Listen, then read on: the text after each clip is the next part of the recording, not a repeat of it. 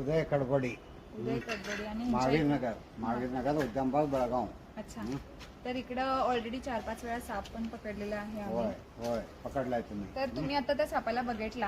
हा हा, ते काल गाडीमध्ये मी रॅट पॅड ठेवलं होतं. हा हा. ते रॅट पॅड मध्ये रॅट अडकलं होतं. रॅटला खाऊन गाडीच्या बाजूला पडलं होतं ते. तर बघू शकता त्यांनी स्वतः हा, बंद करून मग ठेवले. मी आक्षेप होतो ना. तर ते कार मध्ये होतं, तिकडून पडलं आणि तिकडून इकडपर्यंत आलं.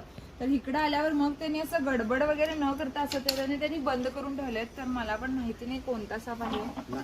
हो, तर हे बघा नागसाप आहे आणि हा नागाला त्यांनी खाल्लंय म्हणून तो थोडा स्लो सुद्धा असू शकतोय. पण कशा तऱ्हेने त्यांनी बंद करून ठेवले. काही लोक तरी विषारी नसलं तर पण बंद करून ठेवायला वगैरे घाबरत असतात. पण अशा तऱ्हेने नाग साप खाल्ला, स्लो झाला म्हणून त्यांनी बंद केले. भीती वगैरे काहीच नाही त्यांना. ही खूप चांगली गोष्ट आहे. आणि मी सुद्धा ह्याला पटकन पॅक करते. बघा कशा तऱ्हेने तो एवढासा छोटा आहे पण किती अग्रेसिव्ह सुद्धा आहे. आणि असं काही नाहीये की त्याला मूव करतो पण थोडा स्लो राहणार तो, कारण की आता त्यानं भोजन केलंय म्हणून.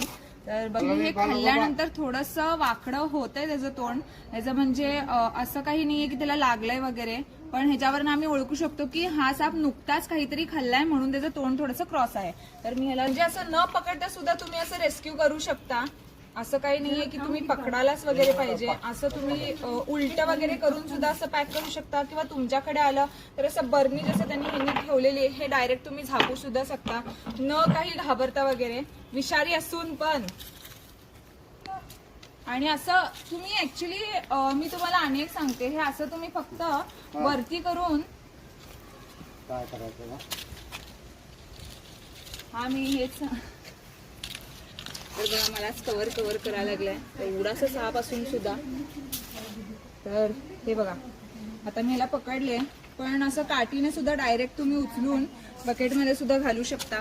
तर आता मी ह्याला डायरेक्ट पॅक करते, जास्त न त्याला हे करता.